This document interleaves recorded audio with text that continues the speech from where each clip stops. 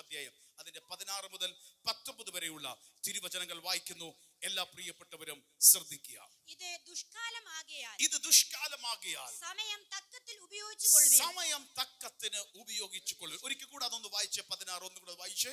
ഇത് ദുഷ്കാലമാകയാൽ സമയം തക്കത്തിൽ ഉപയോഗിച്ചുകൊള്ളുവിൻ. 17 ബുദ്ധിഹീനരാകാതെ കർത്താവിന്റെ ഇഷ്ടം ഇന്നതെന്ന് ഗ്രഹിച്ചുകൊള്ളുവിൻ. വീഞ്ഞു കുടിച്ച് മത്തരാകരുത്. 18 വീഞ്ഞു കുടിച്ച് മത്തരാകരുത്. അതിനാൽ ദുർനടപ്പേ ഉണ്ടാകുമല്ലോ. ആ കുടിച്ച വീഞ്ഞ് നിന്നെ മത്തനാക്കി, ആ മത്ത് നിന്നെ ദുർനടപ്പിലേക്ക് നയിക്കും. ദുർനടപ്പുണ്ടാകുമല്ലോ. ആത്മാവ് നിറഞ്ഞവരായി പകരം എന്തു ചെയ്യണം? ആത്മാവ് നിറഞ്ഞവരായി സങ്കീർത്തനങ്ങളാലും സ്തുതികളാലും ആത്മീയ ഗീതങ്ങളാലും തമ്മിൽ സംസാരിച്ചും നിങ്ങളുടെ ഹൃദയത്തിൽ കർത്താവിന് പാടിയും കീർത്തനം ചെയ്തും.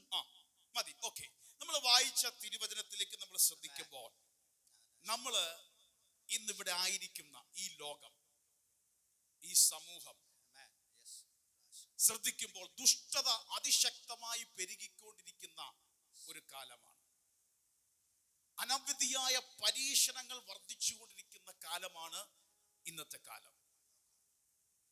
ആത്മീയ തലത്തിലേക്ക് വന്നു എന്ന് പറയുന്ന ദൈവമക്കൾ പോലും ഒരു കോംപ്രമൈസിലേക്ക് പോയി എങ്ങനെയെങ്കിലൊക്കെ ജീവിച്ചാൽ മതി എന്ന് ചിന്തിച്ചു പോകുന്ന ഒരു കാലഘട്ടമാണ് ഈ കാലഘട്ടം. അതിശക്തമായ ആത്മീയ മണ്ഡലത്തിൽ ഇറങ്ങി തിരിച്ച് ആ ആദ്യം വീണ തീ പതുക്കെ കെട്ടുപോയി. ആ ഒരു പാഷൻ, ആ ഒരു ആർദ്രത, ആ ഒരു കൊതി, ആ ഒരു നമ്മൾ പറഞ്ഞ എന്താണ് തിളച്ചു മറിയുന്ന ഒരു അനുഭവം, ഒരു ബബിളിങ്, ഒരു ത്വര നമ്മൾ പറയത്തില്ലേ, ആ ഒരു ആവേശം, അതെല്ലാം കെട്ടടങ്ങിക്കൊണ്ടിരിക്കുന്ന ഒരു കാലഘട്ടത്തിലാണ് നമ്മൾ ജീവിക്കുന്നത്. ലോകം നോക്കുമ്പോൾ എല്ലാവരും ബിസിയാണ്, ഭയങ്കര ബിസി എന്ന് പറയും. പക്ഷെ ആത്മീയ തലത്തിൽ നോക്കുമ്പോൾ വേണ്ട വിധത്തിൽ എന്തല്ല ഫലപ്രദമാവാൻ പറ്റാത്ത ഒരു സമൂഹത്തിൽ നമ്മൾ ജീവിക്കുന്നു.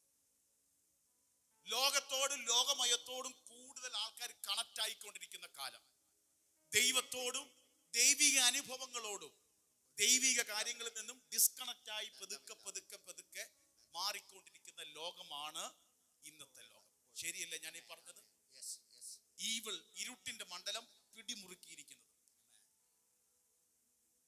പലവിധ പരീക്ഷണങ്ങളാൽ ഇരുട്ടിന്റെ മണ്ഡലങ്ങൾ മനുഷ്യനെ പരീക്ഷിച്ചുകൊണ്ടിരിക്കുന്ന ഒരു കാലഘട്ടം.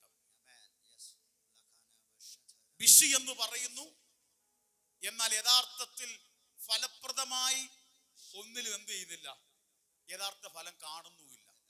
തിരക്കാണോ എന്ന് ചോദിച്ചാൽ ഭയങ്കര തിരക്കാണ്, പക്ഷെ യഥാർത്ഥ ഫ്രൂട്ട്ഫുൾ ഫലം ഉണ്ടാകുന്നില്ല. ഇപ്പൊ ഒരു വൃക്ഷം തഴച്ചു വളർന്നൊക്കെ കാണാനൊക്കെ രസം, തളച്ചു വളരുന്നു, അങ്ങനെയാണ് ഇങ്ങനെയാണ്. നമ്മളെ വീട്ടിൽ ഒരു മാന്തരി എപ്പോഴും പറഞ്ഞില്ല, ഒരു മാവിന്റെ തൈ കൊണ്ട് വെച്ചു, എന്നാ രസം അതിന്റെ ഇല, അത് നിൽക്കുന്നത്, അത് ബ്രാഞ്ചൊക്കെ പൊട്ടി നല്ല കൊല പോലെ നിൽക്കുന്ന ഇലയൊക്കെ കാണുമ്പോൾ നല്ല രസമാണ്. പക്ഷെ ഫലമില്ലെങ്കിലോ? നമ്മൾ പറയുന്നത് വളർന്നു, എന്നാ രസമാണ്, അതിന്റെ ഇലയൊക്കെ എന്ത് തിക്കായിട്ടാ നിൽക്കുന്നേ, ആ വീടിന്റെ മുമ്പിൽ നിൽക്കുമ്പോ തന്നെ കാണാൻ നല്ലൊരു ചെടി പോലെ ഇരിക്കുന്നു, കൊള്ളാം, പക്ഷെ ഫലമില്ലെങ്കിൽ. അപ്പൊ അതുപോലെയാണ്, എല്ലാം ഉണ്ട്, പക്ഷെ ഫലം വരുന്നില്ല. ദൈവത്തിൽ നിന്ന് മാറുന്നു, അപ്പുറത്തേക്ക് ലോകത്തോട് എന്ത് ചെയ്തിരിക്കുന്നു, അകന്നുകൊണ്ടിരിക്കുന്നു. അങ്ങനെ നിൽക്കുന്ന അനുഭവത്തിൽ, അത് അന്നത്തെ സഭയുടെ സമയത്തും ഉണ്ടായി. അതിനെ വാൺ ചെയ്ത് എങ്ങനെ ആയിരിക്കണമെന്ന് പറയുന്നതാണ് ഈ എഫേസ്യ ലേഖനത്തിൽ കൂടെ അപ്പോസ്തലനായ പൗലോസ് പറയുന്നത്. ഈ സമയത്ത് ഈ ലേഖനം എഴുതുമ്പോൾ താൻ തടവറയിലാണ്, ജയിലിലാണ്, കാരാഗ്രഹത്തിലാണ്. ആ കാരാഗ്രഹത്തിൽ ഇരുന്നു കൊണ്ട് ആ ദൈവസഭയ്ക്ക് എഴുതുകയാണ്. എഫേസ്യ ലേഖനത്തിന്റെ ഏറ്റവും വലിയ പ്രത്യേകത, കാരണം ഇരുട്ടിന്റെ മണ്ഡലം മൂടി നിന്നൊരു നാടായിരുന്നു എഫെസോസിന്റെ പട്ടണം.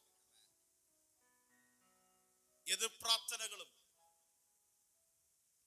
ബ്ലാക്ക് മാജിക്കും മന്ത്രവാദങ്ങളും ഇതൊക്കെ ഭയങ്കരമായിട്ട് ഇരുട്ടുകൂടിയ മണ്ഡലമായിരുന്നു, ദേശമായിരുന്നു. എന്താണ് അവിടെ? ഇനി ശ്രദ്ധിക്കുക, അവിടെയാണ് ദൈവപ്രവൃത്തി വെളിപ്പെട്ട് ആ ദേശത്ത് എന്തുണ്ടായത്? സഭയുണ്ടായത്. അപ്പോസ്തലപ്രവൃത്തി നമുക്ക് കാണാൻ സാധിക്കും. 18, 19 അധ്യായങ്ങളൊക്കെ വായിക്കുമ്പോൾ എഫെസോസിലെ സഭയുടെ പ്രവർത്തനം നമുക്ക് കാണാൻ പറ്റും. പക്ഷെ കുറെ നാൾ കഴിഞ്ഞപ്പോ ഇവര് തണുക്കാൻ തുടങ്ങി. ലോകത്തിൻ്റെതായതെല്ലാം വീണ്ടും എന്ത് ചെയ്യാൻ തുടങ്ങി? ഇവരിലേക്ക് കയറാൻ തുടങ്ങി. അപ്പൊ അവിടെ അപ്പോസ്തലനായ പൗലോസ് എഫെസോസിലെ സഭയ്ക്ക് പറയുകയാണ്, ഒന്ന്, ക്രിസ്തുവിൽ കൂടെ നമുക്ക് ഭയങ്കര സമ്പത്തുണ്ട്, നമ്മളെല്ലാം സമ്പന്നരാണ്. അതാണ് 1-ാം അധ്യായം 2-ാം അധ്യായം 3-ാം അധ്യായം ഒക്കെ വായിക്കുമ്പോൾ യേശു ക്രിസ്തുവിൽ കൂടെ ഒരു മനുഷ്യന് ലഭിക്കുന്ന സമ്പത്ത്, യേശു ക്രിസ്തുവിൽ കൂടെ നമുക്ക് എന്തുണ്ട്? സമ്പത്ത് കിട്ടുകയാണ്. എന്തോ സമ്പത്ത്? ഒന്ന്, നിന്നെ മകനും അവകാശിയാക്കുന്ന ഒരു സമ്പത്ത്. ഒരു മനുഷ്യനെ, ഒരു കുഞ്ഞിനെ ദത്തെടുക്കുന്ന പോലെ നിന്നെ വില കൊടുത്ത് ദത്തെടുത്തിരിക്കുകയാണ്. വെറുതെ ഒരു ദത്തെടുപ്പല്ല, മക്കളും അവകാശിയാക്കി അപ്പന്റെ ദൈവരാജ്യത്തിന്റെ എന്തൊക്കെ അനുഗ്രഹം ഉണ്ടോ അതെല്ലാം നിനക്കൊണ്ടെന്നാണ്. നിനക്ക് ധൈര്യത്തോടെ അപ്പന്റെ അടുത്തേക്ക് വരാം. പണ്ട് ഇസ്രായേൽ ജനം മാത്രമാണ് ദൈവജനം എന്ന് പറയുന്നത്. അന്യരും പരദേശിയായ നിന്നെ സ്വന്തം രക്തത്താൽ മക്കളും അവകാശിയാക്കി തീർക്കുന്നു. എഫേസ്യർ 1 പറയുന്നു, സ്വർഗത്തിലെ സകലവിധ ആത്മീയ അനുഗ്രഹത്താലും ക്രിസ്തുവ് നിന്നെ അനുഗ്രഹിച്ചു. സ്വർഗത്തിലെ ആത്മീയ അനുഗ്രഹത്താൽ നിന്നെ എന്ത് ചെയ്തു? അപ്പൊ ഒരു വിശ്വാസി എന്ന് പറയുന്നത് എല്ലാവിധ ദൈവാനുഗ്രഹങ്ങളാൽ പ്രാപിച്ചൊരു മനുഷ്യനാണ്. നമുക്ക് കിട്ടിയ ഏറ്റവും വലിയ അനുഗ്രഹം എന്താ? ചിലർ എന്തോ അനുഗ്രഹം കിട്ടിയ ദൈവത്തിന്റെ മകനും മകളും ആകാൻ പറ്റിയതാണ് നമ്മുടെ ജീവിതത്തിലെ ഏറ്റവും വലിയ അനുഗ്രഹം. നമ്മുടെ സ്വത്ത് എന്താന്ന് ചോദിച്ചാൽ അവൻ എന്തോ ഉണ്ടോ അതെല്ലാം നമുക്കുണ്ട്. ആ ദൈവരാജ്യത്തിൽ എന്തോ ഉണ്ടോ അതെല്ലാം നമുക്കുണ്ട്. അതാണ് നമ്മുടെ ഏറ്റവും വലിയ സ്വത്ത്. നിന്നെ ദത്തെടുത്തു, നീ പുത്രനായി, നീ അവകാശിയായി, നീ ദൈവത്തിന്റെ സ്വന്തം കുടുംബക്കാരായി. ഇതാണ് എഫേസ്യർ 1-2-3 ഒക്കെ പറയുന്നത്. എന്നിട്ട് 4, 5, 6 അധ്യായങ്ങൾ വായിക്കുമ്പോൾ ആ കിട്ടിയ സമ്പത്തിൽ, ആത്മീയ സമ്പത്തിൽ എങ്ങനെ ജീവിക്കാം എന്നുള്ളതാണ് 4, 5, 6 അധ്യായങ്ങൾ. കിട്ടിയ സമ്പത്തിൽ നമുക്ക് എങ്ങനെ ജീവിക്കാം. ഇനി ശ്രദ്ധിക്കേ, നമ്മൾ ഇനി 5-ാം അധ്യായത്തിലേക്ക് വരികയാണ്. 5-ാം അധ്യായത്തിൽ 1 തൊട്ടൊന്ന് ശ്രദ്ധിച്ചേ. 5-ാം അധ്യായത്തിൽ 1 തൊട്ട്. ആകയാൽ പ്രിയമക്കൾ എന്ന പോലെ ദൈവത്തെ അനുകരിപ്പീൻ. പ്രിയ മക്കൾ എന്ന പോലെ ദൈവത്തെ അനുകരിപ്പീൻ. ഇമിറ്റേറ്റ് ചെയ്യാം. നമ്മൾ ഇമിറ്റേറ്റ് ചെയ്യുന്നവരല്ലേ?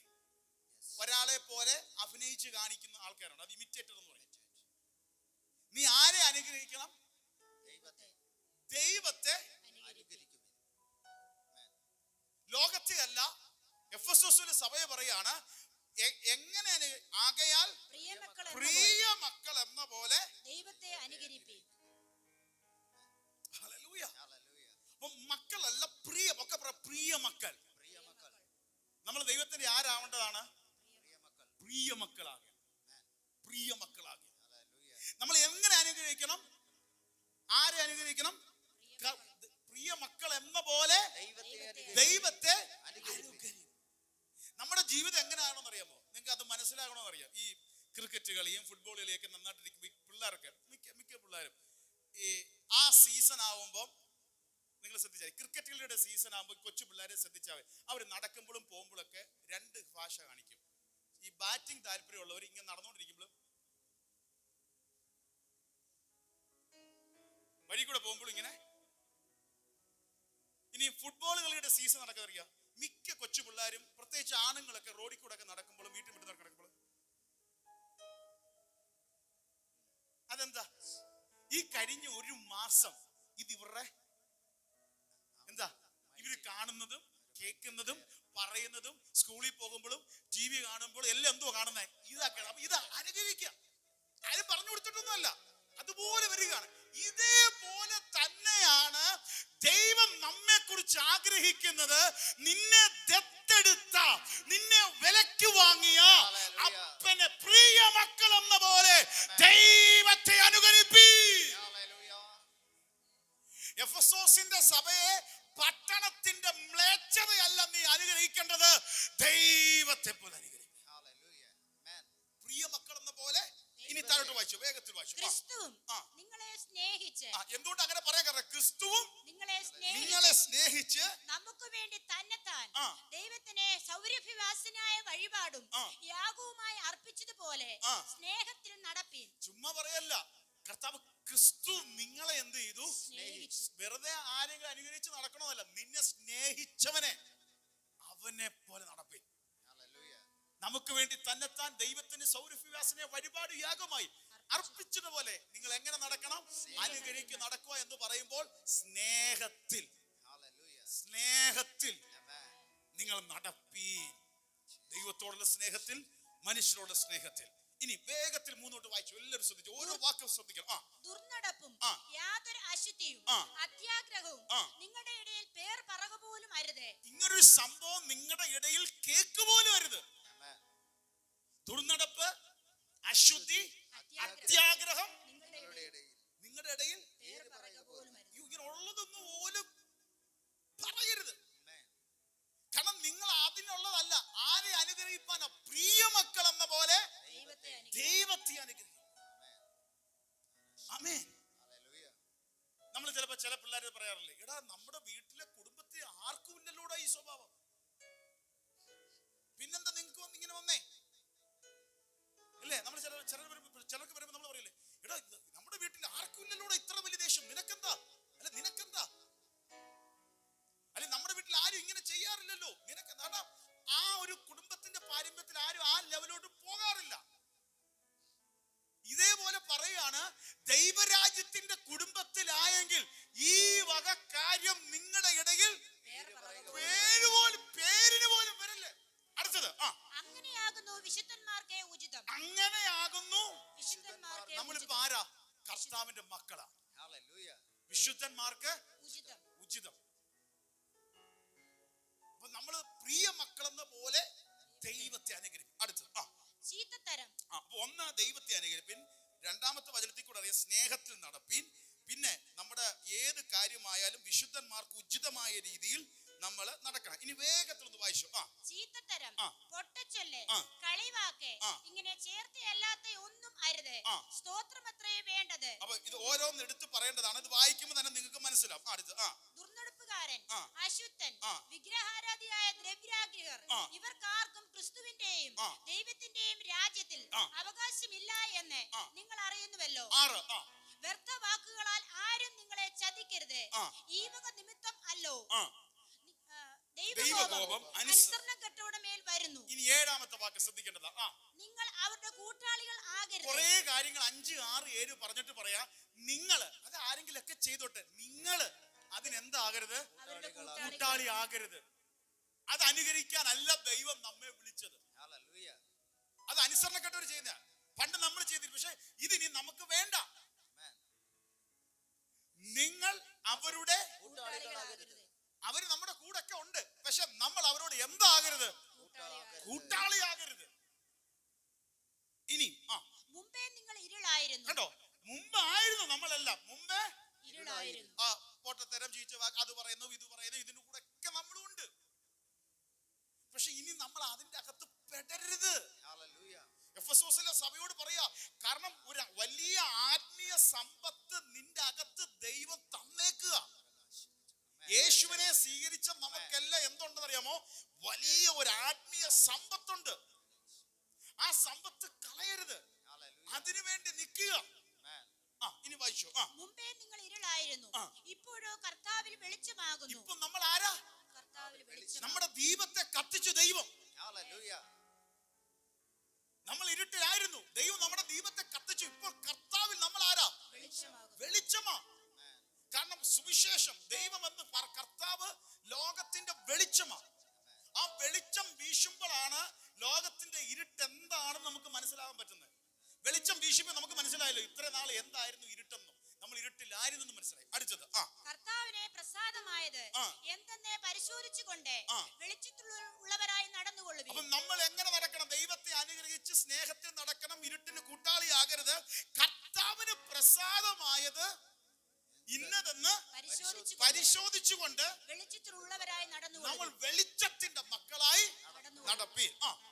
സകല സൽഗുണവും നീതിയും സത്യവും അല്ലോ വെളിച്ചത്തിന്റെ ഫലം. ഇരുട്ടിന്റെ നിഷ്ഫല പ്രവൃത്തികൾ കൂട്ടാളികൾ ആകരുത്, അവയെ ശാസിക്കത്രേ വേണ്ടത്. ഇരുട്ടിന്റെ പ്രവൃത്തികൾ നമ്മൾ എന്താകരുത്? കൂട്ടാളി ആകരുത്. ഇനി ശ്രദ്ധിച്ചേ, ദൈവത്തിന്റെ പ്രിയ മക്കൾ എന്ന നമ്മുടെ ജീവിതത്തിന്റെ ആ സ്റ്റാറ്റസ് ഉണ്ടല്ലോ, ആ സ്റ്റാറ്റസിന് പറ്റാത്തത് എന്തുണ്ടോ അതിനെ അനുവദിക്കരുത്, അതിനെ ശാസിച്ചു മാറ്റണം.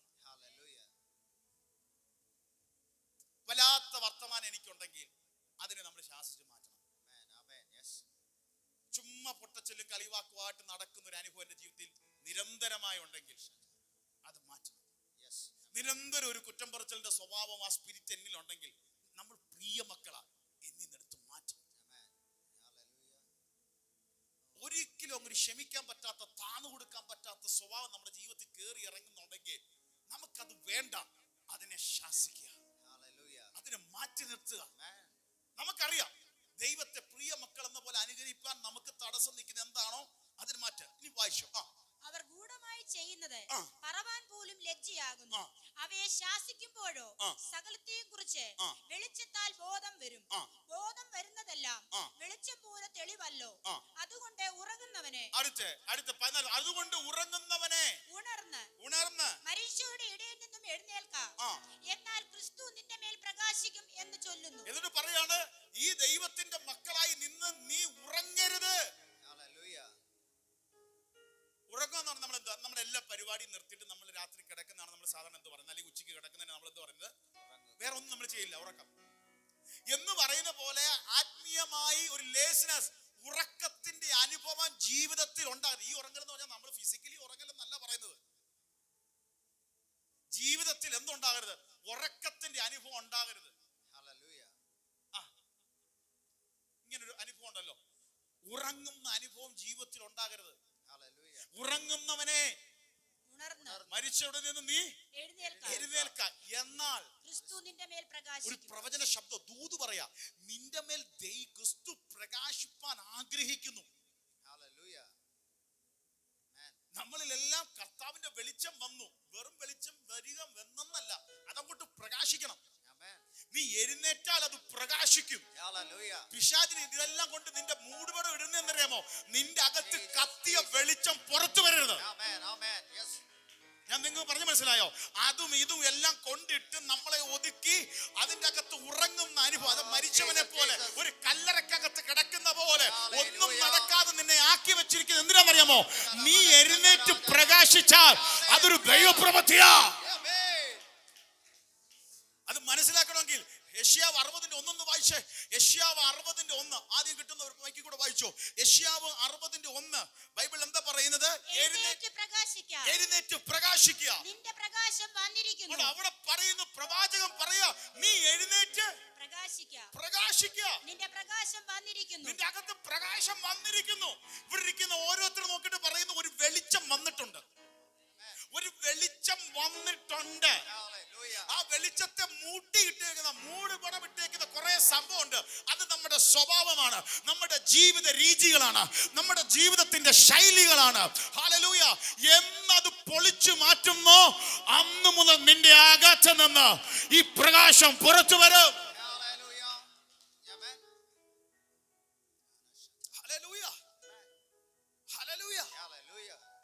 ഞാനൊരു കാര്യം മനസ്സിലാക്കാം, പലരോട്ട് ഇടപെടുമ്പോൾ ഒരു കാര്യം മനസ്സിലാക്കാം. പ്രധാന വിഷയം എന്തറിയോ, എത്രയ്ക്ക് അവർക്ക് ഉണ്ടെങ്കിലും അവർക്ക് കണ്ണീരും ഉണ്ട്, എല്ലാ പരിപാടിയും ഉണ്ട്, പ്രാർത്ഥന എല്ലാം കറക്റ്റാ. പക്ഷെ ക്യാരക്ടറിന്റെ സ്വഭാവത്തിന്റെ വിഷയം വരുമ്പോ അവര് വേറെ തലവാ. അതാണ് അവരെ പിടിച്ച് പിൻവലിക്കുന്നതും ആത്മീയമായിട്ട് മുന്നേറാൻ സമ്മതിക്കാത്തതും അവരെ എല്ലാത്തിലും കുടുക്കിയിടുന്നതും. ഒന്ന് അവരോടൊന്ന് ക്ഷമിക്കാൻ പറയാം, പാസ്റ്റർ അതൊക്കെ വേറെ, ക്ഷമിക്കാൻ എന്നെ കൊണ്ടൊന്നും പറ്റത്തില്ല, വിട്ടുകളയാനൊന്ന് പറഞ്ഞു നോക്കാമോ കൗൺസിലിംഗ്? അതൊക്കെ പാസ്റ്റർ പറഞ്ഞാൽ ഞാൻ വിടത്തില്ല, ബാക്കിയൊക്കെ ഞാൻ പ്രാർത്ഥിച്ചോളാം, അത് മാത്രം പറയരുത്.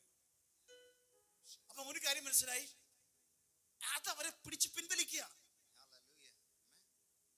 നിന്റെ അകത്ത് വെളിച്ചം വന്നിരിക്കുന്നു, എഴുന്നേറ്റ് പ്രകാശിക്കുക. ദൈവത്തിന്റെ തേജസ് നിന്റെ മേൽ ഉദിച്ചിരിക്കുന്നു. ഹല്ലേലൂയ. അടുത്തത്, അന്ധകാരം ഭൂമിയെയും കൂരിരുട്ടെ ജാതികളെയും മൂടുന്നു. നിന്റെ മേലോ യഹോവ ഉദിക്കും.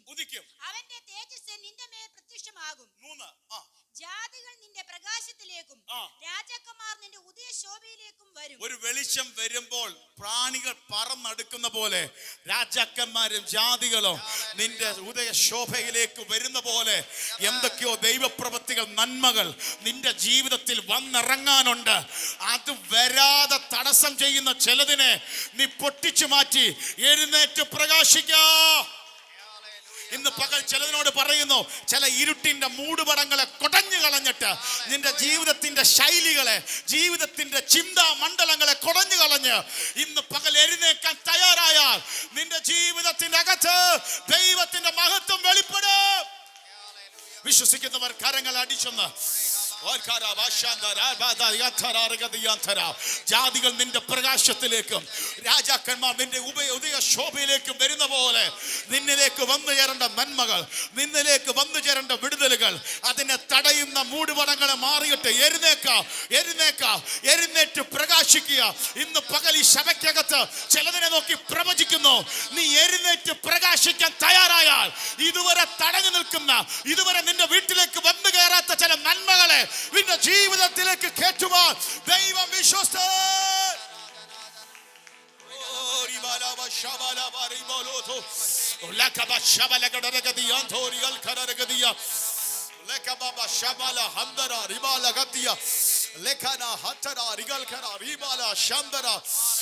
എന്തോ ഇന്ന് പ്രാർത്ഥിക്കാൻ തയ്യാറായാൽ, ആരെങ്കിലും ആത്മാർത്ഥയോടെ കൊതിക്കുന്നെങ്കിൽ ചിലതിന്റെ ക്യാരക്ടർ, സ്വഭാവങ്ങളെ വരെ ദൈവാത്മാവ് ഇന്ന് പകൽ തൊടുകയാണ്.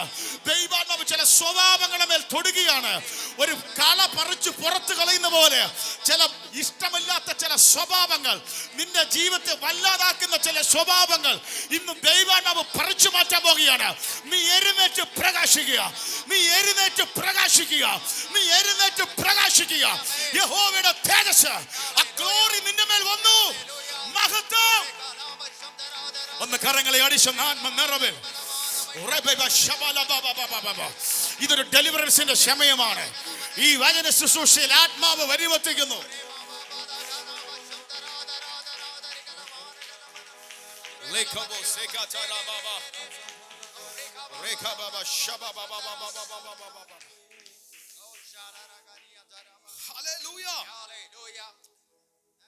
എഴുന്നേറ്റ് പ്രകാശിക്കുക.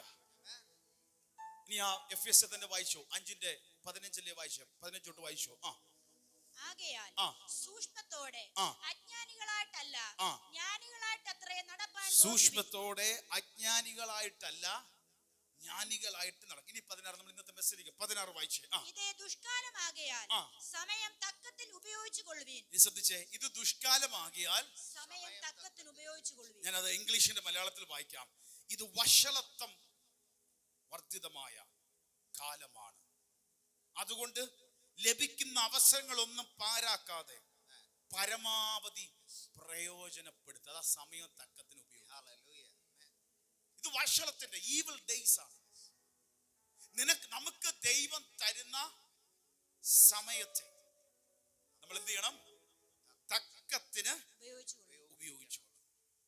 ഇനി അടുത്തത്, ബുദ്ധിഹീനരാകാതെ കർത്താവിന്റെ ഇഷ്ടം ഇന്നതെന്ന് ഗ്രഹിച്ചുകൊള്ളുവീൻ. ബുദ്ധിഹീനരാകാതെ, അജ്ഞാനികളാകാതെ ദൈവത്തിന്റെ ഇഷ്ടം ഇന്നതെന്ന് ഗ്രഹിച്ചുകൊള്ളുവീൻ. വീഞ്ഞു കുടിച്ച് മത്തരാകരുത്, വീഞ്ഞു കുടിച്ച് മതോത്മരാകരുത്, അതിനാൽ ദുർനടപ്പേ ഉണ്ടാകുമല്ലോ. വഴി പിരിച്ച ജീവിതത്തിലേക്ക് നിന്നെ നയിക്കും. ആത്മാവ് നിറഞ്ഞവരായി, പക്ഷെ നിങ്ങളോ ആത്മാവ് നിറഞ്ഞവരായി സങ്കീർത്തനങ്ങളാലും. ശ്രദ്ധിച്ചേ, ഒരു 4 കാര്യം ഇനി അങ്ങോട്ട് പറയാം. ഒന്ന്, സമയത്തെ വിലമതിക്കുക. ബുദ്ധിപൂർവ്വം സമയത്തെ എന്ത് ചെയ്യുക? ഉപയോഗിക്കുക. നമ്പർ 2, 17ാമത്തെ വാക്യത്തിൽ പറയുന്നു, ബുദ്ധിയോടെ ദൈവ ഇഷ്ടം മനസ്സിലാക്കുക. ബുദ്ധിയുള്ളവരായി തീരുക. മറ്റേ സമയം തക്കത്തിന് ഉപയോഗിക്കുക. 2, ബുദ്ധിയുള്ളവരായി തീരുക. 3, ആത്മാവിൽ നിറയപ്പെടുന്നവരായി തീരുക. ആത്മാവിൽ. ഇനിയാണ് 19 നമ്മൾ വായിച്ചത്, സ്തോത്രവും നന്ദി നിറഞ്ഞ ജീവിതം നയിക്കുക. സ്തുതികളാലും ആത്മീയ ഗീതങ്ങളാലും തമ്മിൽ സംസാരിച്ചും നിങ്ങളുടെ ഹൃദയത്തിൽ കർത്താവിന് പാടിയും. അകത്തൊരു പാട്ടുണ്ടായിരിക്കണം. അകത്തെന്തുണ്ടായിരിക്കണം? നമ്മൾ സൺഡേയിലും ബുധനാഴ്ച വന്ന് നമ്മൾ പാടുന്ന പാട്ട് മാത്രമല്ല, അത് ഒന്നിച്ചൊരു കോർപ്പറേറ്റ് വർഷിപ്പാ, ഒന്നിച്ചൊന്ന് ദൈവത്തെ തരാൻ. നമ്മുടെ ഉള്ളിൽ ഒരു പാട്ടുണ്ടായിരിക്കണം. സത്യം, അതാണ് യഥാർത്ഥ ജീവിതം. നമ്മുടെ ഉള്ളിൽ എപ്പോഴും എന്ത് ചെയ്യണം? ഉള്ളിൽ നിന്ന് പാട്ട് വന്നുകൊണ്ടിരിക്കണം. ആ ചെറിയ ലൈനാകാം, സ്തോത്രമാകാം, നന്ദി കരണം. നമുക്ക് മനസ്സിലായി. അതിനുവേണ്ടി ദൈവം അതാണ് യഥാർത്ഥ ക്രിസ്തീയ ജീവിതം. അപ്പൊ 4 കാര്യം പറയാം. സമയം തക്കത്തിന് ഉപയോഗിച്ചു. 2, ബുദ്ധിയുള്ളവരായി തീരാം. ബുദ്ധിഹീനരല്ല, ബുദ്ധിയുള്ളവരായി തീരാം. 3, എന്തിനാൽ നിറയണം? ആത്മാവിനാൽ നിറയുന്നവരായി. 4, സ്തോത്രങ്ങളും സ്തുതികളാൽ നമ്മൾ എന്ത് ചെയ്യുക? നിറയുന്നവരായി. ഇനി ശ്രദ്ധിച്ച്, നമ്പർ 1 16, സമയം നമ്മൾ എന്ത് ചെയ്യുക? തക്കത്തിൽ ഉപയോഗിക്കുക. ദൈവം നമുക്ക് ഈ തരുന്ന കാലം ചുരുങ്ങിയ ആലയുള്ളൂ. എത്ര പേർക്ക് ഉറപ്പുണ്ട് ചുരുങ്ങിയ ആലയുള്ളൂ? ആർക്കെങ്കിലും ഉറപ്പുണ്ട് എത്ര വയസ്സ് വരെ ജീവിച്ചിരിക്കും? ആർക്കും ഉറപ്പില്ല. എത്ര ആണ്ട് വരെ ജീവിക്കുമെന്ന് നമുക്ക് ആർക്കും ഉറപ്പില്ല. ദൈവം നമുക്ക് തരുന്ന സമയം തക്കത്തിന് ഉപയോഗിച്ചു. ഇപ്പൊ നമുക്ക് ഒരു മണി നഷ്ടപ്പെട്ടു. നമുക്ക് വേണമെങ്കിൽ അധ്വാനിച്ചും നാളെ എന്ത് ചെയ്യാം? ഉണ്ടാക്കാം. ഒരു നഷ്ടം ഇന്ന് സംഭവിച്ചു, അധ്വാനിച്ചും പ്രവർത്തിച്ചും നാളെ എന്ത് ചെയ്യാം? തിരിച്ചു പിടിക്കാം. ഇന്ന് ആരോഗ്യം അത്ര അങ്ങോട്ട് പോരാ. കഴിഞ്ഞ നാളെ ജോലി ചെയ്തും മറ്റേതൊക്കെ ചെയ്തു, ചികിത്സിച്ചും റെസ്റ്റ് എടുത്തും ബോഡിയെയും ഫുഡിനെയൊക്കെ കൺട്രോൾ ചെയ്തും കുറെയൊക്കെ നമുക്ക് ആരോഗ്യത്തെ എന്ത് ചെയ്യാം? തിരിച്ചു പിടിക്കാം. പക്ഷെ സമയം നഷ്ടപ്പെട്ടാൽ തിരിച്ചു പിടിക്കാൻ പറ്റത്തില്ല. ഇന്നലത്തെ ഒരു ദിവസം ഇന്ന് ഇനി കിട്ടുമോ? പറ, കിട്ടുമോ? അയ്യോ, എനിക്കത് ചെയ്യാൻ പറ്റിയില്ല, ഇത് ചെയ്യാൻ പറ്റിയില്ല, എല്ലാം ഇന്ന് ശരിയാക്കാം. പക്ഷെ ഇന്നലത്തെ സമയം പോയി. നമുക്ക് ഇന്ന് ശരിയാക്കാം. പക്ഷെ ഇന്നലത്തെ 24 മണിക്കൂർ അല്ലെങ്കിൽ 12 മണിക്കൂർ എന്ത് ചെയ്തു? നമ്മുടെ നഷ്ടപ്പെട്ടു. അതുകൊണ്ട് ഓരോ ക്രിസ്തു വിശ്വാസിയോടും പറയുന്നു, സമയം തക്കത്തിന് ഉപയോഗിച്ചു. നമുക്ക് ദൈവം ഈ ഭൂമി, ഞാൻ നേരത്തെ പറഞ്ഞില്ല, എത്ര നാളെ ജീവിക്കുമെന്ന് എന്ത് ചെയ്യാൻ പറ്റില്ല, അറിയില്ല. അതുകൊണ്ട് ഒരിക്കലും സമയത്തെ നമ്മൾ എന്ത് ചെയ്യരുത്? പാഴാക്കരുത്. ബൈബിൾ പറയുന്നതനുസരിക്കുമ്പോൾ ലോകത്തിന്റെ കാര്യങ്ങൾക്ക്, സാമൂഹികമായിട്ട് മടിയായി, കുറ്റം പറച്ചിലായി, മറ്റേതിനായി, പാപ സ്വഭാവങ്ങൾ, ഇങ്ങനെ പലതിനുമൊക്കെ ചെയ്ത് സമയം നമ്മൾ നഷ്ടപ്പെടുത്തരുത്. അതിന്റെ റിസൾട്ട് എന്താ? പ്രാർത്ഥന നഷ്ടപ്പെടുത്തുന്നു, വചനധ്യാനം നഷ്ടപ്പെടുത്തുന്നു, ആരാധന, നമ്മുടെ ഏറ്റവും പ്രധാന ആത്മാക്കളെ നേടുന്ന അനുഭവങ്ങൾ, ഇതെല്ലാം നമ്മുടെ ജീവിതത്തിൽ നഷ്ടം. അതുകൊണ്ട് നമ്പർ 16 വാക്യം ഒന്ന് പറയുന്നു, 1-ാമത്തെ കാര്യം പറയുന്നു, നമ്മുടെ സമയം എന്ത് ചെയ്യാ? തക്കത്തിന് ഉപയോഗിച്ചു. ഒരു ഫാർമർ, ഒരു കർഷകൻ, ഇപ്പൊ മഴയുടെ സീസൺ തുടങ്ങി, വിത്തുകൾ വിതയ്ക്കുന്ന സമയം. ഈ വിത്തുകൾ വിതയ്ക്കേണ്ട സമയത്ത് വിതയ്ക്കാതിരുന്നിട്ട് 6 മാസം കഴിഞ്ഞ് എനിക്കൊരു കൊയ്ത്തുണ്ടാകും എന്ന് പ്രതീക്ഷിച്ചിട്ട് വല്ല കാര്യമുണ്ടോ? ഉണ്ടോ? ഇല്ല. ഇപ്പൊ കിട്ടുന്ന സമയം എന്ത് ചെയ്യണം? വിതയ്ക്കണം. ബുദ്ധിപരമായി സമയം തക്കത്തിന് ഉപയോഗിക്കും. ഞാനൊരു കാര്യം പറയാം. ഇന്നലെ നിങ്ങൾ ആലോചിച്ചു, ഇന്നലെ ഒരു ദിവസം, അല്ലെങ്കിൽ ഇന്നിപ്പോ 12 ആവുന്നു, ഈ 11 മണി വരെ അല്ലെങ്കിൽ 11:30 വരെയുള്ള സമയം ഹിസ്റ്ററിയായി, നമ്മുടെ ചരിത്രമായി, ഇന്നലകളായി. പോയില്ലേ? ഇന്നത്തെ രാവിലെ പോയില്ലേ? പോട്ടെ, ഇന്നലത്തെ ദിവസം കുട്ടിക്കും ശനിയാഴ്ച നമ്മുടെ ജീവിതത്തിൽ എന്തായി? ചരിത്രമായി. നാളത്തെ ദിവസം നമുക്ക് ആർക്കും അറിയത്തില്ല, അത് നാളെയാ, ഫ്യൂച്ചറാ, ഭാവിയാ. എന്തെങ്കിലും ആർക്കും ഉറപ്പുണ്ടോ? നമുക്കറിയില്ല, ആർക്കും അറിയില്ല എന്താവും, എങ്ങനെയാ, ഒന്നും അറിയത്തില്ല. നമുക്കിനി കിട്ടുന്ന ഏത് ദിവസമേ ഉള്ളൂ? ഈ ഒരു ദിവസം. ഇതിനെ നമ്മൾ എന്ത് ചെയ്യണം? തക്കത്തിന് ഉപയോഗിക്കണം. പ്രാർത്ഥിക്കാൻ പറ്റുന്ന പ്രാർത്ഥിക്കുക, ആരാധിക്കാൻ പറ്റുന്ന ആരാധിക്കുക, വചനം വായിക്കാൻ പറ്റുന്ന വാചനം, ഇതൊക്കെ ഇൻവെസ്റ്റ്മെന്റ്, ഡെപ്പോസിറ്റ് ആണ്. വരും ദിവസങ്ങളുടെ കൊയ്ത്തിന് ദൈവം ഒരുക്കി വെച്ചിരിക്കുകയാണ്. അയ്യോ, ഇന്നലെ വരെ എന്റെ ജീവിതം ഇങ്ങനെ ആയിരുന്നല്ലോ, നാളെ ഇങ്ങനെ ആയിരിക്കുമല്ലോ. അതിന്റെ ഇടയ്ക്ക് ഇന്നത്തെ ദിവസത്തെ മിസ് ചെയ്യരുത്. പക്ഷെ ഇന്ന് നീ ഇരുന്ന് പ്രാർത്ഥിച്ചു തുടങ്ങുന്നതാണ് നാളുകളെ റെഡിയാക്കി മാറ്റുന്നത്. ഇന്ന് പകൽ ഞാൻ ഒരിക്കൽ കൂടെ പറയുന്നു, ഇന്നലകളുടെ ചരിത്രമാണ്. അല്ലെങ്കിൽ ഇന്ന് ഈ 12 മണിക്ക് മുമ്പ് വരെയുള്ള ഈ ഞായറാഴ്ചത്തെ ദിവസങ്ങൾ ഇന്നലകളായി മാറി, ചരിത്രങ്ങളായി മാറി. നാളുകളിൽ നമുക്ക് വരാൻ പോകുന്നത് നമുക്കറിയില്ല. പക്ഷെ ദൈവം തന്ന ഇന്നങ്ങളിൽ നാം ജീവിക്കാൻ തയ്യാറായാൽ, ദൈവത്തെ അനുസരിക്കാൻ തയ്യാറായാൽ, എഴുന്നേറ്റ് പ്രകാശിക്കാൻ തയ്യാറായാൽ, ഇതുവരെ കണ്ടിട്ടില്ലാത്തൊരു ദൈവപ്രവൃത്തി ദൈവം നമുക്ക് ഒരുക്കി വെച്ചിരിക്കുന്നു.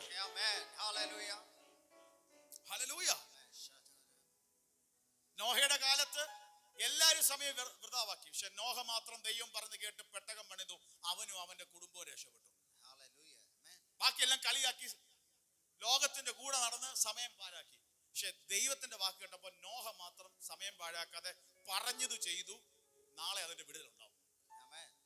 ഒരു കാര്യം പറയാം, ഇന്ന് നമ്മുടെ ജീവിതത്തിൽ ദൈവം പറഞ്ഞത് ചെയ്ത് സമയത്തെ തക്കെന്ന് ഉപയോഗിച്ചാൽ നാളുകളിൽ ചില വിടുതൽ കാണും. ഭൂരിപക്ഷം വെള്ളപ്പൊക്കത്തിൽ ഒലിച്ചു പോയപ്പോഴും ദൈവത്തിന് വേണ്ടി സമയം തക്ക സമയത്ത് ഉപയോഗിച്ച നോഹയും കുടുംബത്തെയും ദൈവം ഓർത്തു. ഇന്ന് പകലൊരു ദൂത് പറയാ, സമയം ഇന്നത്തെ ദിവസം തക്കത്തിന് ഉപയോഗിച്ചാൽ നാളുകളിൽ നമ്മെ നമ്മുടെ കുടുംബത്തെയും ദൈവം ഓർക്കും. ദൈവം ഓർക്കും.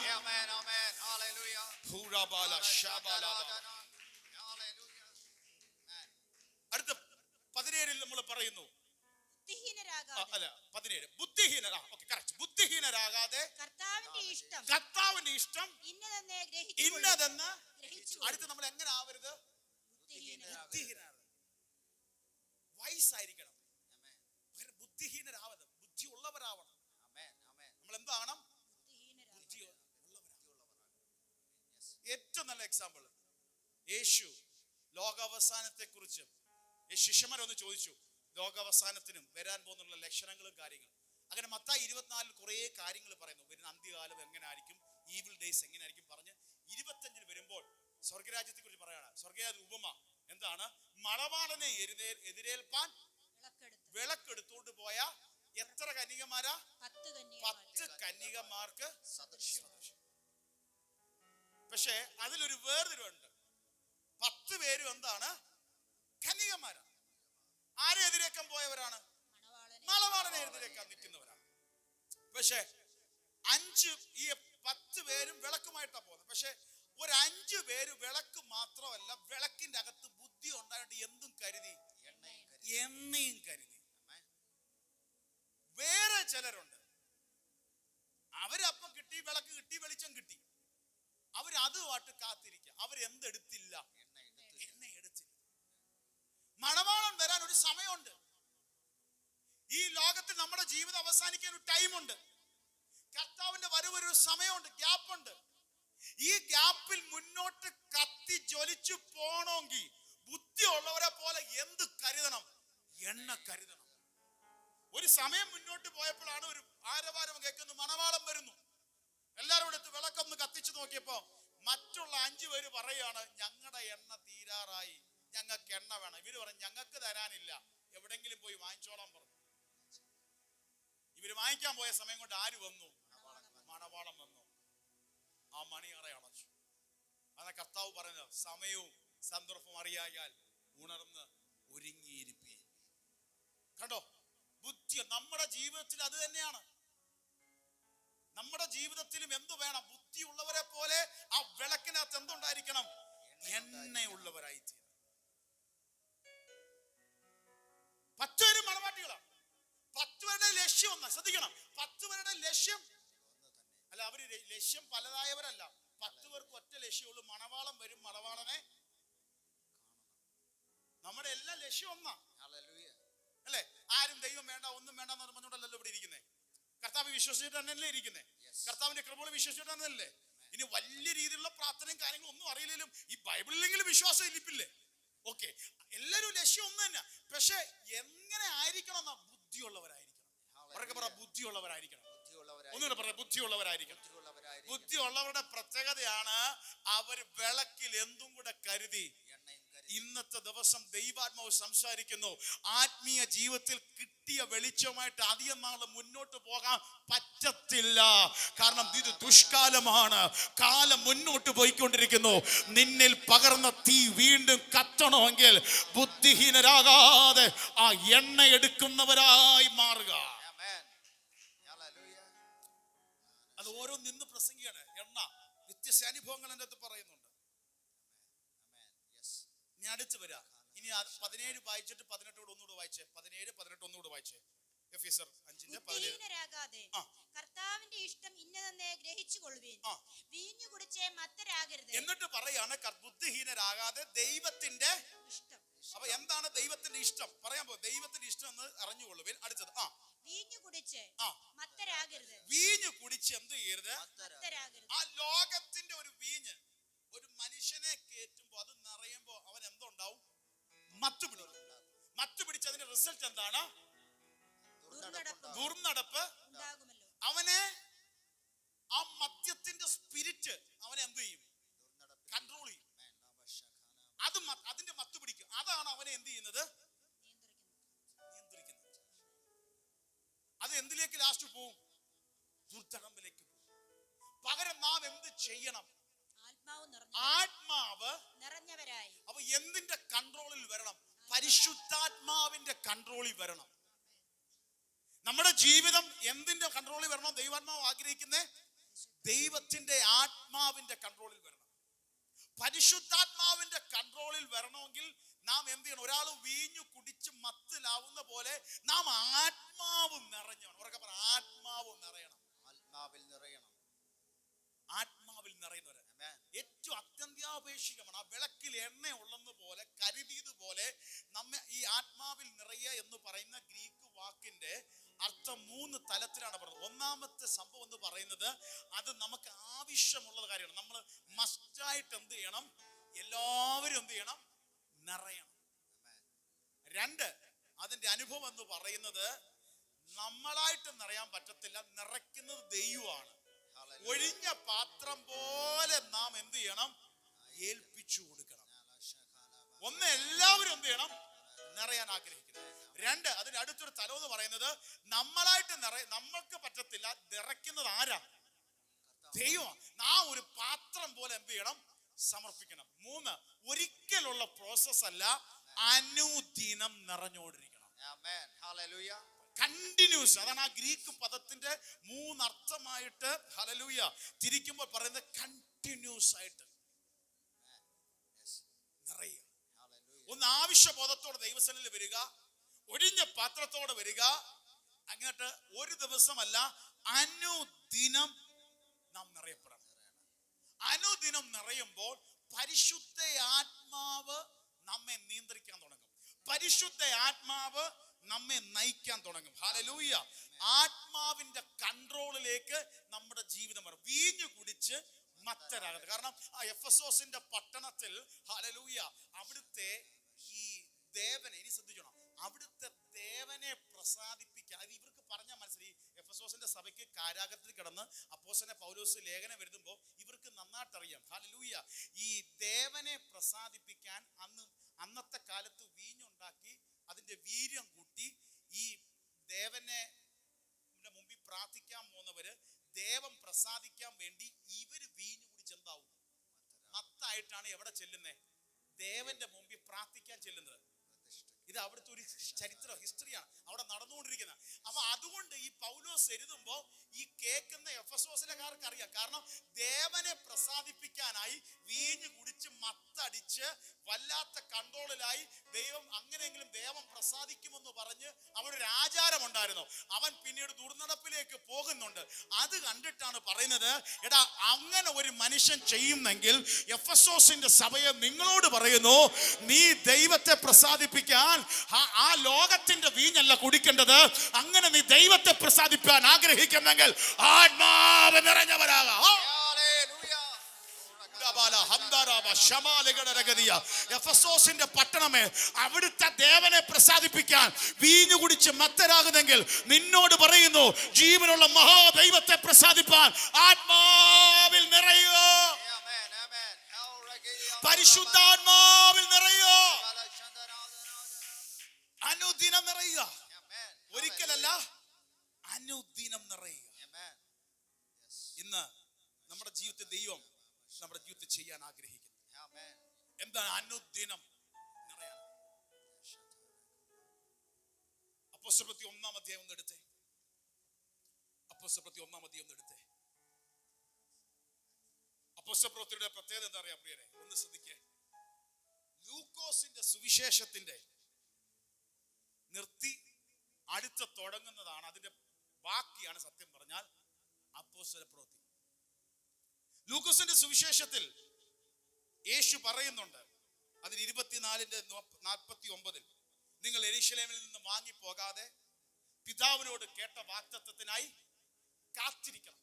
യേശു പോകുന്നതിന് മുമ്പ് പറഞ്ഞു, നിങ്ങൾ കാത്തിരിക്കണം, പരിശുദ്ധാത്മാവ് എന്ന വാഗ്ദത്തത്തെ ഞാൻ നിങ്ങൾക്ക് തരുമെന്ന് പറഞ്ഞു. ഇനി ശ്രദ്ധിക്കണം. ഹല്ലേലൂയ. അതിന്റെ 1:2 വായിച്ചാൽ വേഗത്തിൽ. അവൻ കഷ്ടം അനുഭവിച്ച ശേഷം ആ 40 നാളോളം അവർക്ക് പ്രത്യക്ഷനായി. അപ്പൊ യേശു കർത്താവ് ഉയർത്തെഴുന്നേറ്റ് കഷ്ടം അനുഭവിച്ച് ഉയർത്തെഴുന്നേറ്റ ശേഷം എത്ര നാള്? 40 നാൾ ഇവിടെ ഉണ്ടായിരുന്നു. 40 നാൾ ഇവിടെ ആൾക്കാർക്ക് എന്ത് ചെയ്തു? പ്രത്യക്ഷനായി. പ്രത്യക്ഷനായി. ദൈവരാജ്യം സംബന്ധിച്ച കാര്യങ്ങൾ പറഞ്ഞും കൊണ്ട് താൻ ജീവിച്ചിരിക്കുന്നു എന്ന് അനേകം ദൃഷ്ടാന്തങ്ങളാൽ അവർക്ക് കാണിച്ചു കൊടുത്തു. അപ്പൊ താൻ ജീവിച്ചിരിക്കുന്നു എന്ന് എന്ത് ചെയ്തു? കാണിച്ചു കൊടുത്തു. കർത്താവ് 40 ദിവസം കൊണ്ട് എന്ത് തരിക? ജീവിച്ചിരിക്കുന്നത് കർത്താവ് തെളിച്ചു കൊടുത്തു. അടുത്തത് അങ്ങനെ അവൻ അവരുമായി കൂടിയിരിക്കുമ്പോൾ അവരോട്, നിങ്ങൾ യെരൂശലേമിൽ നിന്ന് വാങ്ങിപ്പോകാതെ എന്നോട് കേട്ട പിതാവിന്റെ വാഗ്ദത്തത്തിനായി കാത്തിരിക്കണം. ഇത് തന്നെയാണ് ലൂക്കോസ് 24:49 പറയുന്നത്. നിങ്ങൾ ഇവിടുന്ന് പോകാതെ എന്ത് ചെയ്യണം? എന്നോട് കേട്ട ഞാൻ പറഞ്ഞ വാഗ്ദത്തത്തിനായി എന്ത് ചെയ്യണം? കാത്തിരിക്കണം. എന്താ വാഗ്ദത്തം? 5 ശ്രദ്ധിച്ചോ. യോഹന്നാൻ വെള്ളം കൊണ്ട് സ്നാനം കഴിപ്പിച്ചു. നിങ്ങൾക്കോ ഇനി ഏറെ നാൾ കഴിയും മുമ്പേ പരിശുദ്ധാത്മാവ് കൊണ്ട് സ്നാനം ലഭിക്കും. 2 സ്നാനമുണ്ട്. ഒന്നാം സ്നാനം എന്തിന്റെ സ്നാനം? വെള്ളത്തിന്റെ സ്നാനം. യോഹന്നാൻ നിങ്ങളെ എന്ത് ചെയ്തു? വെള്ളം കൊണ്ട് സ്നാനം കഴിപ്പിച്ചു. ശ്രദ്ധിക്കണം, 2 ക്രിസ്തീയ ജീവിതത്തിൽ 2 സ്നാനം. യേശു ക്രിസ്തുവിനോട് ചേരുവാൻ, അവന്റെ മരണ അടക്ക പുനരുത്ഥാനത്തോട് ഏകീഭവിപ്പാൻ, ക്രിസ്തുവിനെ ധരിപ്പാൻ, ദൈവത്തിന്റെ കൽപ്പനയായ ദൈവത്തിന്റെ ആലോചനയായ വെള്ളത്തിൽ മുഴുങ്ങി ഞാൻ എന്റെ കർത്താവിന് വേണ്ടി വിശ്വസിക്കുന്നു, എനിക്ക് വേണ്ടി മരിച്ചടക്കപ്പെട്ട വെള്ളത്തിലേക്ക് താഴുന്നു, അടക്കപ്പെട്ട കർത്താവിൽ ഞാൻ വിശ്വസിക്കുന്നു, വെള്ളത്തിൽ നിന്ന് പൊങ്ങി വരുന്നു, എനിക്ക് വേണ്ടി ഉയർത്തെഴുന്നേറ്റ കർത്താവിൽ ഞാൻ വിശ്വസിക്കുന്നു എന്ന് പബ്ലിക്കായിട്ട് വിളിച്ചു പറയുന്ന സ്നേഹത്തിന്റെ പ്രവൃത്തിയാണ് സ്നാനം. സ്നാനപ്പെടാത്തവർ സ്നാനപ്പെടണം. ദൈവത്തിന്റെ കൽപ്പനയാണ്, ആലോചന. ആ സ്നാനം കൊണ്ട് തീരരുത്. അടുത്തൊരു സ്നാനമുണ്ട്. അതാണ് പരിശുദ്ധാത്മാവ് കൊണ്ട്, ഹോളി സ്പിരിറ്റിന്റെ ബാപ്റ്റിസം. നിങ്ങൾ ഇതുവരെ എടുത്തത്, നിങ്ങൾക്ക് ലഭിച്ചത് വാട്ടർ ബാപ്റ്റിസം, ജലസ്നാനം. ഇതെന്താണ്? പരിശുദ്ധാത്മാവിന്റെ സ്നാനം.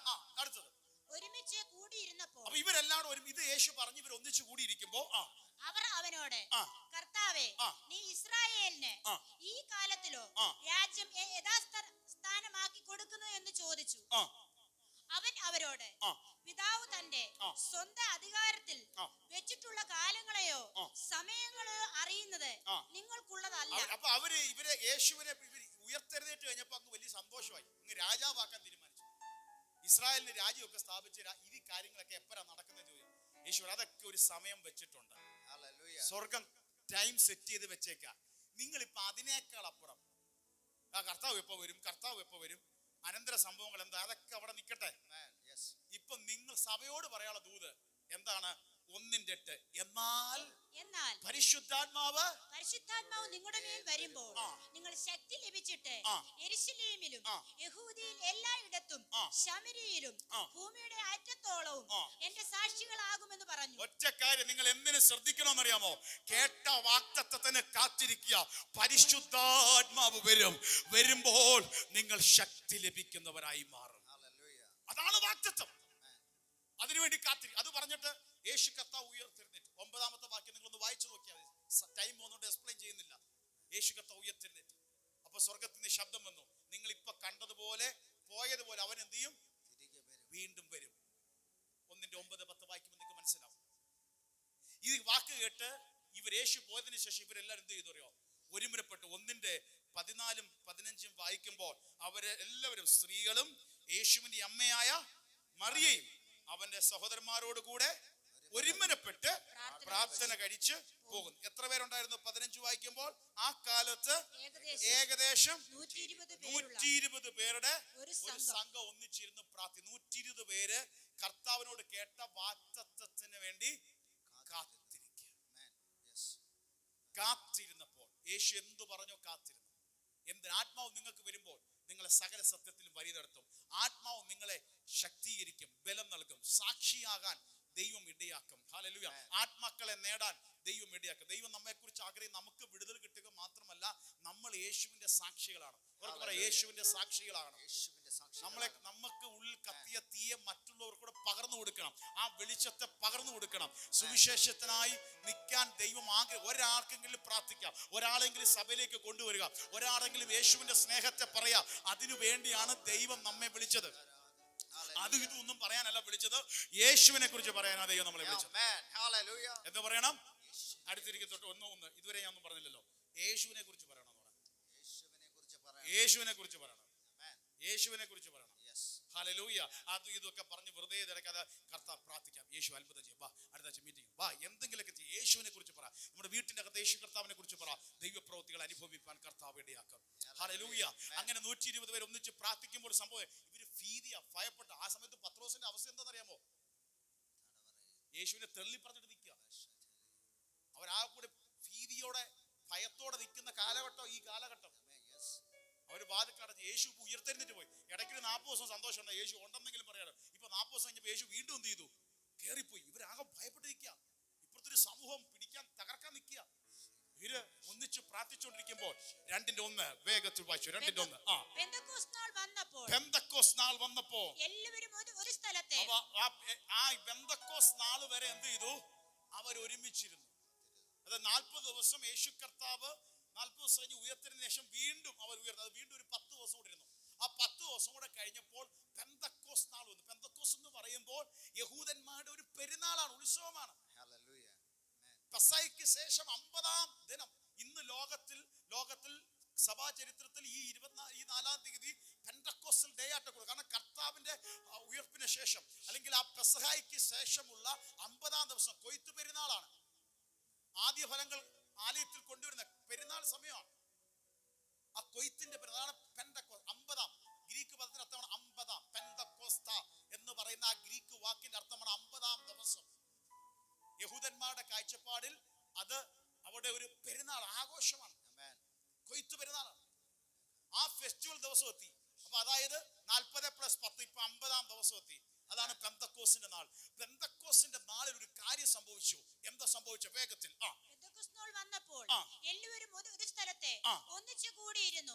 പെട്ടെന്ന് കൊടിയ കാറ്റടിക്കുന്നത് പോലെ ഇവര് ഈ കഴിഞ്ഞ 10 ദിവസമായിട്ട് ഒന്നിച്ച് കൂടിക്കൊണ്ടിരിക്കുക, മാളിക മുറിയിൽ കൂട്ടിക്കൊണ്ടിരിക്കുക. പെട്ടെന്നൊരു കൊടിയ കാറ്റടിച്ചു. ആകാശത്ത് നിന്ന് ഒരു മുഴക്കം ഉണ്ടായി. അവർ ഇരുന്നിരുന്ന വീട് മുഴുവൻ നിറച്ചു. ഒരു ഭയങ്കര കാറ്റടിക്കുന്നു, ഒരു തീ പോലെ അനുഭവം വരുന്നു, വീട് മുഴുവൻ നിറച്ചു. അഗ്നിജാല പോലെ പിളർന്നിരിക്കുന്ന നാവുകൾ അവർക്ക് പ്രത്യക്ഷമായി അവരിൽ ഓരോരുത്തരുടെ മേൽ പതിഞ്ഞു. ദൈവാത്മാവിന്റെ പ്രവൃത്തി കാണുക മാത്രമല്ല, ഓരോരുത്തരുടെ മേൽ വന്ന് പുതിയ നിയമത്തിന്റെ അനുഭവം പറയാം. പരിശുദ്ധാത്മാവിന്റെ ശക്തി കാണുകയോ ഒരു പ്രകടനമായി മാത്രം അതുകൊണ്ട് പ്രകടനങ്ങൾ ഇല്ലെന്നല്ല, പ്രകടനങ്ങളും കാഴ്ചകളും ഒക്കെ ഉണ്ടാകുമ്പോ തന്നെ അത് വ്യക്തിപരമായി ഓരോരുത്തരുടെ ജീവിതത്തിന്റെ അകത്ത് വരണം. ഇന്ന് പകൽ പ്രാർത്ഥിക്കണം. ഒന്നിച്ചു വരുന്നു, കൈയടിക്കുന്നു, സന്തോഷമാണ്. പക്ഷെ മുഴുവനായിട്ടുള്ളത് മാത്രമല്ല, വ്യക്തിപരമായി നമ്മുടെ ജീവിതത്തിൽ അത് പതിയുവാൻ ഇടവരട്ടെ. അഗ്നിജാല പോലെ പിളർന്ന നാവുകൾ അവർക്ക് പ്രത്യക്ഷമായി അവരിൽ ഓരോരുത്തരുടെ മേൽ പതിഞ്ഞു. 4-ാം വാക്യം. എല്ലാവരും പരിശുദ്ധാത്മാവ് നിറഞ്ഞവരായി ആത്മാവ് അവർക്ക് ഉച്ചരിപ്പാൻ നൽകിയതുപോലെ അന്യഭാഷയിൽ സംസാരിക്കാൻ തുടങ്ങുന്നു. പെന്തക്കോസ്തിന്റെ പെരുന്നാളിന്റെ അന്ന് ഒരാത്മ പകർച്ച വെളിപ്പെടാൻ തുടങ്ങി. അവരുടെ വീട് നിറച്ചു, അവരുടെ ശരീരങ്ങളെ നിറച്ചു, നാവിനെ തൊടാൻ തുടങ്ങി. ഒരു വെള്ളത്തിൽ മുങ്ങിപ്പൊങ്ങുമ്പോ വെള്ളത്തിന്റെ അനുഭവം വെളിപ്പെടുന്ന പോലെ പരിശുദ്ധാത്മാവ് ശരീരത്തിന്മേൽ വെന്നിറങ്ങി അതരങ്ങളുടെ കെട്ടുപൊട്ടി പുത്തൻ ഭാഷകൾ സംസാരിക്കാൻ തുടങ്ങി. ഇതാണ് പെന്തക്കോസ്തിന്റെ അനുഭവം. സംഭവിച്ചത് എന്തെന്നറിയാമോ? ജനം മൊത്തം ഓടിക്കൂടി. കാരണം തീ പോലെ അനുഭവം. എന്തോ കലബല എന്ന് ആൾക്കാർ പറയുന്നു. ആൾക്കാരെല്ലാം പെരുന്നാളല്ലേ, വ്യത്യസ്ത സ്ഥലത്ത് നിന്ന് ആൾക്കാരുണ്ട്. എല്ലാവരും ഓടിക്കൂടി പറയും. അവര് പറയാ, ഞങ്ങളുടെ ഭാഷയിൽ ഇവർ സംസാരിക്കുന്നല്ലോ, ഇവർ ഈ നാട്ടുകാരാണല്ലോ, ഞങ്ങൾ ദൂരെ നിന്ന് വന്നവരുണ്ട്, അറബി നാട്ടിൽ വന്നവരുണ്ട്, പ്രേഷ്യൻ നാട്ടിൽ വന്നുകൊണ്ട്. ബൈബിൾ പഠിക്കുമ്പോൾ ഹിന്ദു ദേശത്ത് നിന്ന്, അതായത് ഇന്ത്യയുടെ അന്നത്തെ പേർഷ്യൻ രാജ്യം എന്ന് പറയുന്നത് ഇന്ത്യയുടെ വരുന്ന ബോർഡർ ഉൾപ്പെടെയുള്ള പേർഷ്യൻ രാജ്യം എന്ന് പറഞ്ഞാൽ ആ സർക്കിള്, അറബി മണ്ഡലങ്ങള്, ഹല്ലേലൂയ, ഇന്ത്യ ഈ രാജ്യം മൊത്തം ചേർന്നതാണ്. അതിന്റെ അർത്ഥം ഇവിടും ഉൾപ്പെടെ ആൾക്കാര് പെരുന്നാളിന് അന്ന് അവിടെ പെന്തക്കോസ്ത് നാളിൽ യെരുശലേം ദേവാലയത്തിൽ പോയിട്ടുണ്ടായിരുന്നു. അവരെല്ലാം ഓടിക്കൂടി. അയ്യോ, ഇത് ഞങ്ങളുടെ ഭാഷയെ സംസാരിക്കുന്നല്ലോ, ഞങ്ങളുടെ ഭാഷയിലാണോ സംസാരിക്കുന്നത്? ഞങ്ങൾക്ക് കലബില എന്ന് കേട്ടിട്ട് ഓടിക്കൂടിയത്. പക്ഷെ സംഭവിച്ചത് ആത്മശക്തി ഇറങ്ങി വന്നു. അപ്പൊ പത്രോസ് പറഞ്ഞു ഇത് വീഞ്ഞു കുടിച്ച്. അപ്പോഴും പത്രോസ് പറയുന്നു ഇത് ലഹരി പിടിച്ചിട്ട് പറയുന്നതല്ല, ഇത് യോവേൽ പ്രവചനം പറഞ്ഞ പോലെ ആത്മാവിന്റെ പൂർത്തീകരണമാണ് സംഭവിച്ചത്. പെന്തക്കോസ്തിന്റെ നാളിൽ പുതുനിയമസഭയ്ക്ക് തുടക്കം കുറിച്ചു. ആ പ്രസംഗം പത്രോസ് പ്രസംഗിച്ചു കഴിഞ്ഞപ്പോൾ 3000 രക്ഷിക്കപ്പെട്ട് സ്നാനപ്പെട്ട്. ചിലര് ചോദിക്കാറുണ്ട്, നിങ്ങൾ ഇന്നലെ കുളിത്ത് വന്നവരാണല്ലോ, സഭയ്ക്ക് 100 വർഷ പാരമ്പര്യം ഉള്ളല്ലോ, 50 വർഷ പാരമ്പര്യം ഉള്ളോ? അത് വചനം അറിയാത്തോണ്ടതാണ്. എപ്പോഴാണ് ഈ അനുഭവം തുടങ്ങിയത്? എപ്പോഴാണ് അപ്പോസ്തലിക് പെന്തക്കോസ്ത് അനുഭവം തുടങ്ങിയത്? അപ്പോസ്തല പ്രവൃത്തി 2-ൽ 120 പേർ ഒന്നിച്ചുകൂടി പ്രാർത്ഥിച്ചപ്പോൾ ആത്മശക്തി ഇറങ്ങി വന്ന് അവിടെ നിറച്ചു തുടങ്ങിയതാണ് ഈ ആത്മീയ അനുഭവം. അതാണ് പരിശുദ്ധാത്മാവിന്റെ ശക്തി. ഒരു പെണ്ണിന്റെ മുമ്പിൽ, ഒരു ബാല്യക്കാരെ മുമ്പിൽ യേശുവിനെ തള്ളിപ്പറഞ്ഞ പത്രോസ് ചാടി എഴുന്നേറ്റ് ഇത്രയും പേരുടെ മുമ്പിൽ പ്രസംഗിക്കാൻ ധൈര്യം കിട്ടിയതാണ് ദൈവത്തിന്റെ പരിശുദ്ധാത്മാവ്. വേറെ 120-നെ 3000 ആക്കി മാറ്റിയതാണ് പരിശുദ്ധാത്മാവിന്റെ ശക്തി. ഹല്ലേലൂയ. എത്രയൊക്കെ ഇസങ്ങളും എത്രയൊക്കെ ലോക നേതാക്കന്മാരോ അന്നു മുതലേ ഇതിനെ തകർക്കാൻ നോക്കി കിട്ടും. ഈ 2026-ൽ ഈ മെയ് മാസം 24-ാം തീയതിയും ഈ സുവിശേഷം പ്രസംഗിക്കുന്നെങ്കിൽ അതിന്റെ ശക്തിയാണ് പരിശുദ്ധാത്മാവിന്റെ ശക്തി. അതുകൊണ്ടാണ് എഫേസ്യ സഭയോട് പൗലോസ് പറയുന്നത് ആത്മാവിൽ നിറയുക, ആത്മാവിൽ നിറയുക, ആത്മാവിൽ നിറയുക. ഇന്ന് പകൽ ചിലതിനെ ദൈവം വിളിക്കുന്നു പരിശുദ്ധാത്മാവിൽ നിറയുക, പരിശുദ്ധാത്മാവിൽ നിറയുക. പെന്തക്കോസ്ത് ഒരു പ്രവചനത്തിന്റെ പൂർത്തീകരണമാണ്. പെന്തക്കോസ്ത് ഒരു പ്രവചനത്തിന്റെ പൂർത്തീകരണമാണ്. യേശു പറഞ്ഞ പ്രവചനത്തിന്റെ പൂർത്തീകരണം, യോവേൽ പ്രവാചകൻ പറഞ്ഞ പ്രവചനത്തിന്റെ പൂർത്തീകരണം. എങ്കിൽ ഇന്ന് ഈ പെന്തക്കോസ്തിന്റെ നാളിൽ എന്തോ ചില പ്രവചനത്തിന്റെ പൂർത്തീകരണം ദൈവത്തിന്റെ പരിശുദ്ധാത്മാവ് നിന്റെ ജീവിതത്തിൽ ചെയ്യുന്നു, നിന്റെ കൂടാരത്തിൽ ചെയ്യുന്നു. വിശ്വസിക്കുന്നവർ കരങ്ങളെ തട്ടി പ്രാപിച്ചോ പുത്രൻ അഭിഷേകത്തിന്റെ നിറവ്.